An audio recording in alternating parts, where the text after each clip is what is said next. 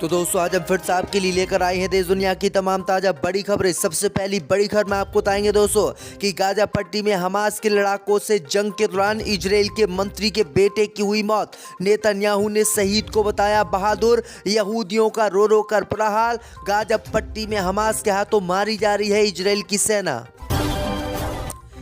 Israel Hamas युद्ध के बीच प्रियंका गांधी ने फिलिस्तीन का समर्थन करते हुए इजराइल से तत्काल युद्ध रोकने की कर दी मांग। मोदी सरकार से कहा कि सही और गलत का फैसला करके सही के साथ खड़े हों। उत्तर प्रदेश में उर्दू नामों का बदलने का योगी सरकार ने किया ऐलान। 115 साल पुराने कानून को बदलेगी योगी सरकार। गाजा पट्टी में हमास से जंग लड़ते हुए मारा गया भारतीय मूल का सैनिक। सरकार बोली लगातार गाजा पट्टी में मारे जा रहे हैं सैनिक।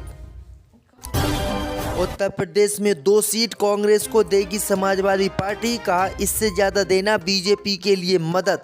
तो दोस्तों सभी खबरों को आपको एक एक कर बताने वाले हैं। वीडियो को लाइक कर चैनल को सब्सक्राइब कर दें। इसी बीच पर तो दोस्तों अगली खबर की ओर। तो इजराइल हमास जंग के दौरान इजराइल के मंत्री के बेटे की हुई मौत। नेतन्याहू ने बताया बहादुर योद्धा। दोस्तों आपको बता दें कि इजराइल और हमास के बीच चल रहे युद्ध में अब इजराइल के केंद्रीय मंत्री के बेटे की मौत हो गई है। खबर सामने निकल कर आई दोस्तों कि मंत्री का बेटा इजरायली सेना में सर्जेंट के पद पर तैनात था, जो गुरुवार को उत्तरी गाजा में इजराइल और हमास के दौरान चल रही जंग में मारा गया है। एक रिपोर्ट में बताया गया है कि युद्ध की शुरुआत से अब तक 1000 से ज्यादा इजरायली सैनिकों की मौत हो चुकी है। मीडिया रिपोर्ट के अनुसार उत्तरी गाजा को गुरुवार को जबालिया सिर्फ में इजराइल के सैनिकों के पास एक सुरंग में विस्फोट किया गया था। इसी धमाके में इजराइल के मंत्री और पूर्व सेना प्रमुख गादी ईसनकोट का बेटा मास्टर गेल मीर घायल हो गया। घायल होने के बाद उसे अस्पताल ले जाया गया, जहां उसकी मौत हो गई। तो ये बड़ी अपडेट आई दोस्तों कि गाजा पट्टी में लगातार इजराइल के सैनिक मारे जा रहे हैं। इसी बीच पर तो दोस्तों अगली खबर की ओर। तो इजराइल हमास युद्ध के बीच प्रियंका गांधी ने फिलिस्तीन का साथ देते हुए बमबारी रोकने की कर दी मांग। दोस्तों आपको बता दें कि कांग्रेस नेता प्रियंका गांधी एक बार फिर से गाजा पट्टी में चल रहे युद्ध को लेकर बयान दिए हैं। उन्होंने फिलिस्तीन का समर्थन करते हुए इजराइल से युद्ध रोकने की अपील की है। प्रियंका गांधी ने कहा है कि अंतर्राष्ट्रीय समुदाय के सदस्यों के रूप में भारत का कर्तव्य है जो सही वह उसके साथ खड़ा हो। कांग्रेस महासचिव प्रियंका गांधी ने ये बातें कही हैं। उन्होंने कहा है कि गाजा पट्टी पर लगातार इजराइल बमबारी कर रहा है और फिलिस्तीनी मुसलमानों की हत्या कर रहा है। मोदी सरकार को तत्काल फिलिस्तीन के साथ खड़ा होना चाहिए और इजराइल के खिलाफ कार्रवाई करनी चाहिए, क्योंकि इजराइल की बमबारी में अब तक 16,000 निर्दोष लोग मारे गए हैं। तो प्रियंका गांधी ने एक बार फिर से फिलिस्तीन का साथ दिया है। इसी बीच पर तो दोस्तों अगली खबर की ओर। तो योगी सरकार ने 115 साल पुराने उर्दू वाले कानून को बदलने का किया ऐलान। दोस्तों आपको बता दें कि जब से उत्तर प्रदेश में योगी सरकार बनी है तब से लगातार मुस्लिम तहजीब से रखे गए नामों को योगी आदित्यनाथ बदल रहे हैं। और अब खबर सामने निकल कर आई दोस्तों कि सरकारी कागजों में अक्सर रकबा, बेनामा रहन, साकिन, खुर्द जैसे कई उर्दू फारसी शब्द देखे होंगे जिनको आपको शायद मतलब भी नहीं पता होगा, लेकिन रजिस्ट्री और कुछ अन्य सरकारी कामों के दस्तावेजों के लिए आपको इनसे होकर गुजरना ही पड़ता है। अब उत्तर प्रदेश योगी सरकार ने इन उर्दू के शब्दों को हटाने और इनके स्थान पर हिंदी के सामान्य शब्दों का इस्तेमाल करने का ऐतिहासिक निर्णय लिया है। इसके लिए रजिस्ट्रेशन एक्ट 1908 में संशोधन किया जाएगा। यानी आपको बता दें कि जो उर्दू के शब्द इनमें यूज होते थे उन उर्दू के शब्दों को योगी सरकार हटाएगी और हिंदी शब्दों को लेकर आएगी। इसी बीच पर तो दोस्तों अगली खबर की ओर। तो गाजा पट्टी में हमास से जंग लड़ते हुए मारा गया भारतीय मूल का सैनिक। दोस्तों आपको बता दें कि हमास शासित गाजा पट्टी में इस सप्ताह लड़ाई के दौरान भारतीय मूल के एक इजरायली सैनिक की मौत हो गई है। भारतीय यहूदी समुदाय के सदस्यों ने इसकी जानकारी दी है।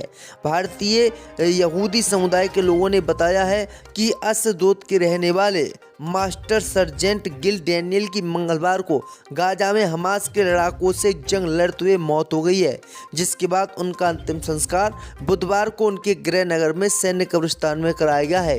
इजराइल के सुरक्षा बलों ने इस बात की पुष्टि की है कि गाजा पट्टी में लड़ाई के दौरान इजराइल के सैनिक मारे जा रहे हैं और इजराइल के सैनिकों के साथ साथ भारतीय मूल का सैनिक भी मारा गया है। यानी गाजा पट्टी में हमास के लड़ाके इजरायली सेना को चुन चुनकर मौत की घाट उतार रहे हैं।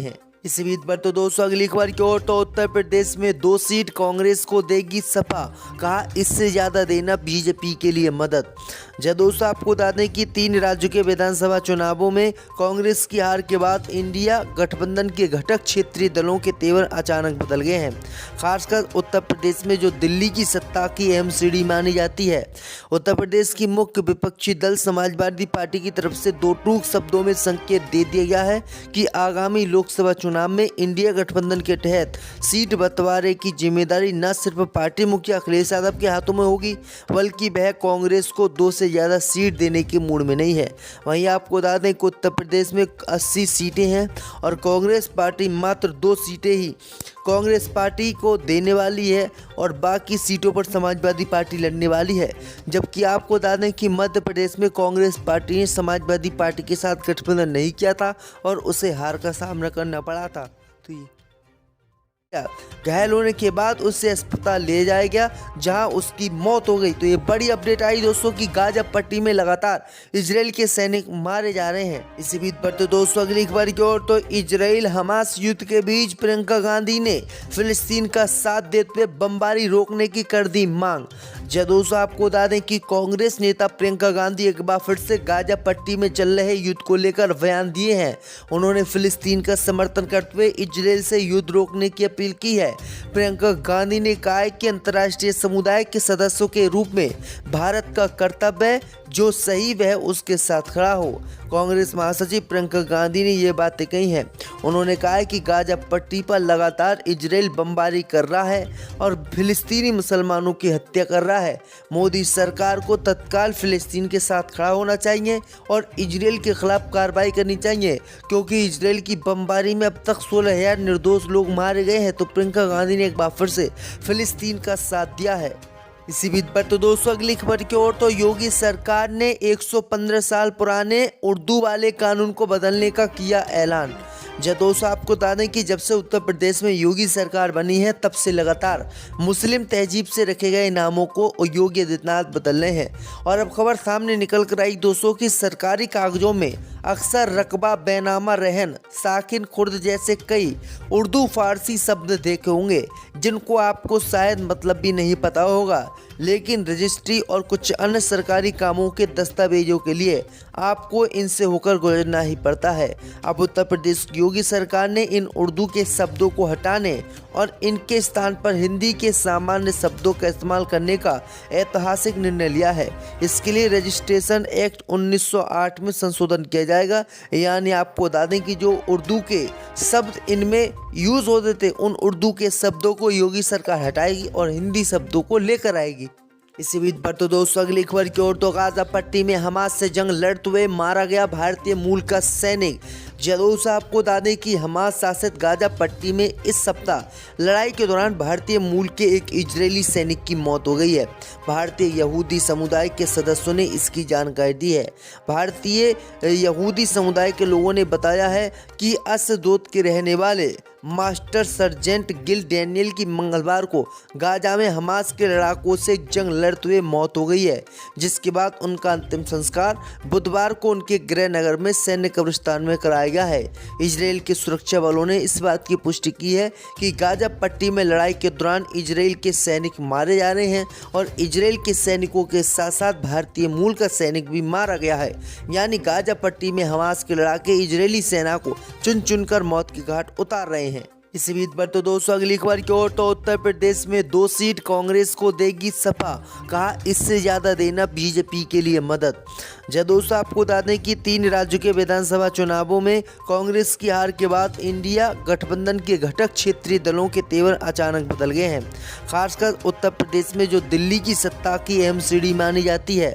उत्तर प्रदेश की मुख्य विपक्षी दल समाजवादी पार्टी की तरफ से 2 टूक शब्दों में संकेत दे दिया गया है कि आगामी लोकसभा चुनाव में इंडिया गठबंधन के तहत सीट बंटवारे की जिम्मेदारी न सिर्फ पार्टी मुखिया अखिलेश यादव के हाथों में होगी, बल्कि वह कांग्रेस को 2 से ज़्यादा सीट देने के मूड में नहीं है। वहीं आपको बता दें कि उत्तर प्रदेश में 80 सीटें हैं और कांग्रेस पार्टी मात्र 2 सीटें ही कांग्रेस पार्टी को देने वाली है और बाकी सीटों पर समाजवादी पार्टी लड़ने वाली है। जबकि आपको बता दें कि मध्य प्रदेश में कांग्रेस पार्टी ने समाजवादी पार्टी के साथ गठबंधन नहीं किया था और उसे हार का सामना करना पड़ा था।